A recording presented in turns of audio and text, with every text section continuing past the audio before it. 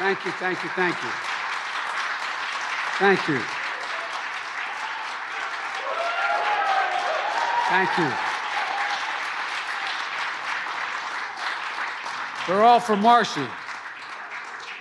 God love you, kiddo. You're the best. Before I began, I want to just point out I was having just sitting talking for a second with the director of HUD and a former congresswoman just on the other side of this district. And she said something that reminded me of what I miss as well. She said, "It's so good to be home in Ohio." No, I really mean it. And I said, "You're probably the only one here that understands that every time I get a chance, I go home to Delaware." You think I'm joking? I'm not. I represented Delaware for 36 years as a United States Senator. And just like most congressional districts, the good news is the bad news. Everybody knows you. Well, it's great it's great hearing you say that. It's great hearing you say that. Well, Administrator Regan, I talked him into coming out of what they consider God's country down there in the Carolina area, and he came up and took on this job. And as I said, and a proud daughter of Ohio, Secretary of Housing and Urban Affairs, Marcia Fudge, who's represented the district as well. And Mitch Landrieu, who's leading the implementation of our infrastructure. Where are you, Mitch? They don't know anybody from New Orleans down here. He used to be the mayor of New Orleans, and I called him. Mayors know how to get things done, as the mayor will tell you here. And I called him, asked him to come up, and would he be the hands-on guy to actually implement the law, implement it, get it done, and let people know how they can access it. And Brenda Malloy, chair of our Council of Economic Quality. Brenda, where are you? There you are. Thank you, Brenda. We rode up together on the aircraft together, and it's great to have you as well. I also asked to say hello from someone who you know in Lorraine, but couldn't be here today. A tremendous fighter and Ohio for Ohio workers, and a guy who could easily be standing where I'm standing right now, Sherrod Brown.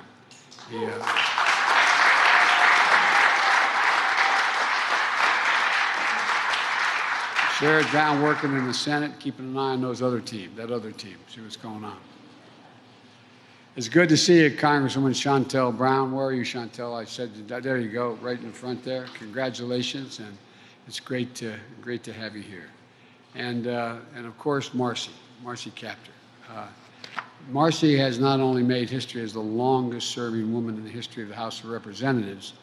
Every day she's making a difference. She never, ever slows up. And she's helping this region compete, thrive, and come back. You know, that's what I want to talk a little about today. Excuse me.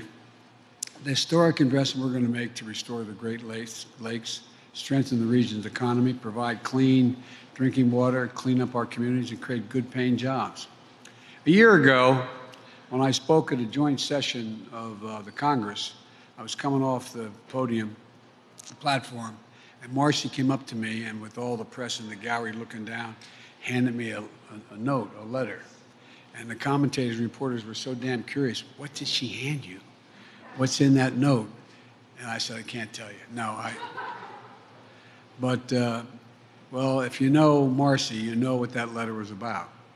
The Great Lakes. The Great Lakes. She described the treasure the Great Lakes are. They connect 8 states, 2 nations. They provide more drinking water than any set of lakes in the world, and more than 40 million people benefit from that. They support more than 1,300,000 jobs in manufacturing, tourism, transportation, warehousing, farming, and fishing. And they're essential to shipping goods made in the Midwest all across the country and around the world. Generations of families have depended on them on the boating, fishing, and hunting and swimming that they provide for everyone in this region, those who come and visit. They're homes to countless natural and cultural wonders that should be conserved for all to enjoy, today, tomorrow, and for generations to come. And Marcy, by the way, I saw her tonight. She said, I got another letter for you. I don't know what the hell you got. Marcy, I promise you, I'm working like hell. But I'll read it, I promise. Whatever you say, I'll do. But Marcy's letter said, and this is why I bring it up. She said, and I quote, The Great Lakes undergird life, work, and recreation for millions of people. And we need them. We need to invest in them. We want a brighter, more prosperous future for the region. Well, they are. They are, and we are going to. We're investing like never, ever in history. Back in 1987, an independent commission identified 43 places called areas of concern along the Great Lakes. There are areas where pollution, as EPA director said, where pollution from industry, runoff from agriculture, poor wastewater treatment, put the Great Lakes and everyone who depends on them at risk. 26 of these areas are on the United States side of the border. 12 of them are in Canada, and 5 are shared between the United States and Canada. And our mutual nations made a commitment to clean them up, to be good partners, to protect these shared treasures. And for decades, there was a lot of talk, a lot of plans, but very little progress. It was slow. That changes today. Today, we're announcing an investment of $1 billion. $1 billion from the Bipartisan Infrastructure Bill. It's going to allow the most significant restoration of the Great Lakes in the history of the Great Lakes. We're going to accelerate cleanup of sites across 6 states in the Great Lake Basin, from Duluth, Minnesota to Milwaukee, Wisconsin, Gary, Indiana, Buffalo, New York, and everywhere in between. We know these sites were dangerously polluted for decades. We're committed to clean them up. 3 decades ago, we made this commitment. And yes, we've gotten a couple of them done, like right here, like the one of my old hangouts as well. I went to Syracuse University, and I was a lifeguard on Lake Oswego, and I know the Oswego River up in New York. That was another one that's been taken care of. Now we're talking about cleaning up the Cayuga River behind the Cayuga Gorge Dam, and in the process, and it passes through Cleveland. I always mispronounce it, the Mawami River, right? Wami River in Toledo. I can say Toledo.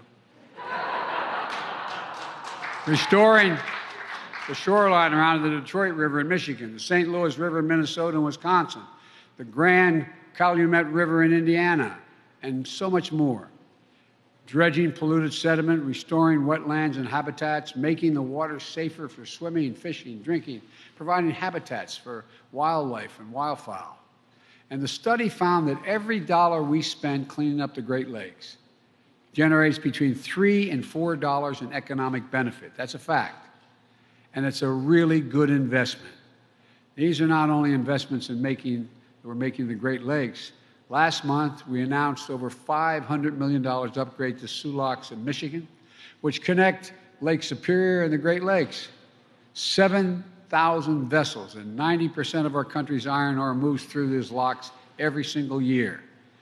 That ore makes nearly all the high-strength steel that goes into U.S.-made cars and appliances. Replacing and modernizing the locks will not only create good jobs doing that, it's going to strengthen our supply chains to get goods moving faster and reduce cost. This is not the totality of what we're going to do, but it's an example of what I've said from day one. We're rebuilding America. We're going to invest in America and build a better America than we found. And for the better part of the 20th century, we used to lead the world by a significant margin because we invested in ourselves. We invested in our infrastructure, our roads, our highways, bridges, ports, airports, the arteries of the nation that allow commerce to function smoothly and move swiftly. And we invested in our people and in opportunity. We're among the first nations to provide universal high school at the turn of the 20th century. We invested to win the space race that facilitates in facilities like Lewis Research Center in Cleveland, which is now named for my buddy John Glenn, God rest his soul. And we led the world in research and development and led the creation of the internet. But somewhere along the way, we took our eye off the ball. We took our eye off the ball. Our infrastructure used to be rated #1 in the world. Today, according to the World Economic Forum, we rank number 13 in the world. China and the rest of the world is catching up and passing us. But now, with our infrastructure law, we're reinvesting in our economy and in our people reclaiming our leadership and creating millions of jobs for building a better America. That's what we're going to do. But as we rebuild America, we're buying American and betting on American workers.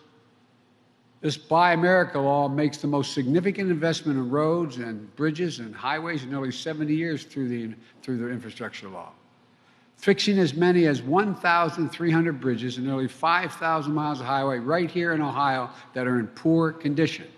If I note parenthetically, I went to visit a place in Pittsburgh, Pennsylvania, where a bridge that was well over 100 feet off the ground going over a gorge completely collapsed at 6:30 in the morning. Thank God there was only 3 vehicles on it. No one died.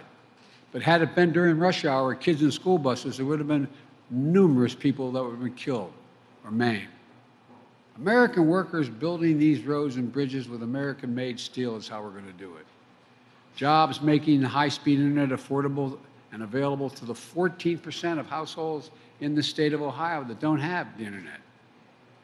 We also know that Ohio has the second most lead pipes in the country. We have 650,000 lead pipes here in the state of Ohio. We're going to start undoing the legacy of lead, which has poisoned too many of the region's children. That means replacing 100% of lead water pipes and service lines and addressing what they call PFAS, a dangerous forever chemical that are a threat to the drinking water here in Ohio and other parts of America. Every American, every child should be able to turn on a faucet and know that the water they're drinking is clean and safe. We're also going to create thousands of good-paying jobs in the process with union plumbers and pipe fitters. For generations, the industries that built and defined America, steel, cars, tires, paint, all of them grew and thrived right here in Ohio. Right here in the banks of the Black River, workers built and launched 900 vessels. Freighters, tugboats, tankers, minesweepers, cruisers, built right here, were part of our arsenal of democracy in World War II. Making it in America is what this region was built on, making it in America. This region built America. It's not hyperbole. I'm not just saying that because I'm here. It's a fact. The Midwest built America, and we're building it again.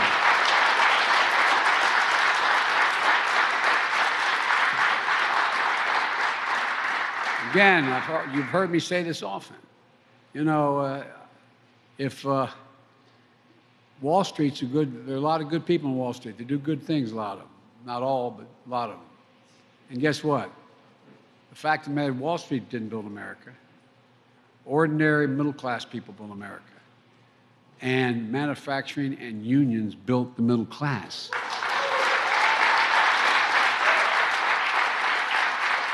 So, we're bringing manufacturing jobs back, taking supply chains back home from abroad so we have better jobs and lower prices. And now, instead of losing manufacturing jobs, since I came to office with the help of the congressional delegation down here, we have added 375,000 manufacturing jobs in 1 year. In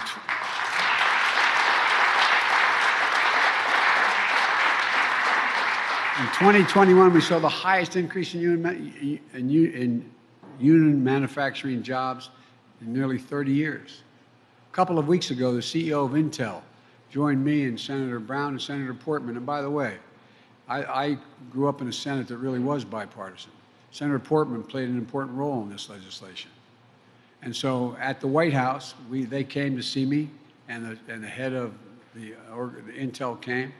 He wanted to announce at the White House $20 billion investment in semiconductor campus outside of Columbus, Ohio. Now, semiconductors are badly needed, those computer chips to manufacture automobiles, appliances, cell phones, and so much more. We invented them, but we don't make them anymore relative to the rest of the world. It's going to create 10,000 jobs. 10,000 jobs. By the way, 7,000 jobs constructing this massive facility and 3,000 jobs running the facility, making an average salary at that facility of $135,000 a year, blue-collar workers. Pretty good money. manufacturing essential products that are stamped made in America. And there's more. Just a couple weeks ago, General Motors announced a $7 billion investment in Michigan to manufacture electric vehicles, creating 4,000 new quality jobs. That's on top of the announcement that I say Ford, that was General Motors. And Ford made last year an $11 billion investment in electric vehicles, creating 11,000 new jobs. 3 weeks ago in Western Pennsylvania, after I went to look at that bridge, the Union Pacific Railroad announced the largest purchase of American-made battery electric locomotives in history. And because the infrastructure law also delivers $7.5 billion to build a national network of 500,000 electric vehicle charging stations all across America along our new highways. And I might add, installed by the IBEW. Last week, a company called Tritium announced a new manufacturing facility in Lebanon, Tennessee to build 30,000 electric vehicle charging stations per year using American iron and American steel and American workers, creating 500 new permanent jobs in Tennessee. We're seeing the drumbeat of good-paying jobs unlike anything we've seen in our history. But not only that, with these announcements, we're also showing that growing the economy and creating jobs can go hand in hand with protecting the environment, not decimating it, meeting the moment on climate change. Like our program to clean up abandoned mines and cap and plug orphaned oil and gas wells, sweeping and spewing methane into the air. Thousands of those wells and mines are right here in the Ohio River Valley, here in the Ohio, and they're going to get paid the same amount capping them as it costs to dig them and create those. And they're, again, good union jobs. As good as these jobs are, folks digging those wells are proud what they're about to do because now they're going to cap them. The infrastructure law also helps us invest in cleaner, stronger, more resilient electric grid with 100% clean electric energy being generated by the year 2035. And some of those utility poles and transformers are going to be installed by machines that are right here at a place like Skylift.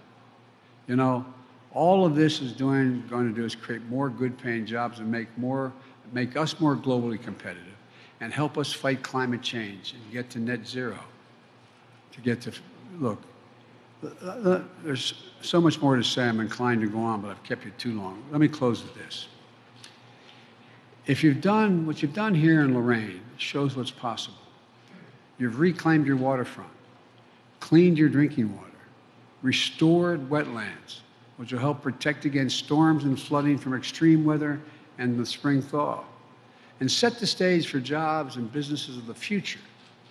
You know, tomorrow would have been the birthday of Lorraine, one of Lorraine's most famous daughters, Toni Morrison, Nobel Prize winner, Pulitzer Prize winner.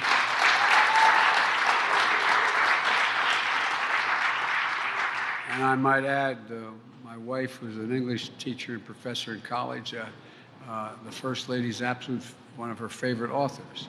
I remember her going over to Princeton to interview Toni Morrison for a paper she was doing for one of her doctorates. Her doctorate, not one. She has a couple of masters, one doctorate. Toni Morrison is also the mother-in-law of the chair of my economic council, my economic advisors, Council of Economic Advisors, Dr. Cecilia Rouse. Toni passed away a couple of years ago.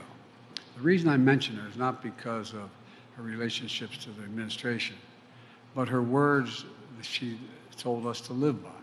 She once wrote, quote, "We got more yesterdays than anybody. We need some kind of tomorrow.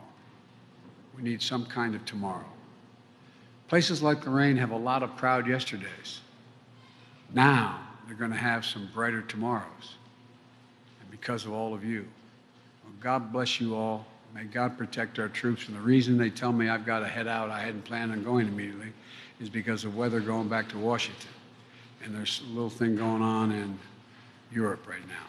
And so may God bless you all, as I said, and may God protect our troops. Thank you, thank you, thank you.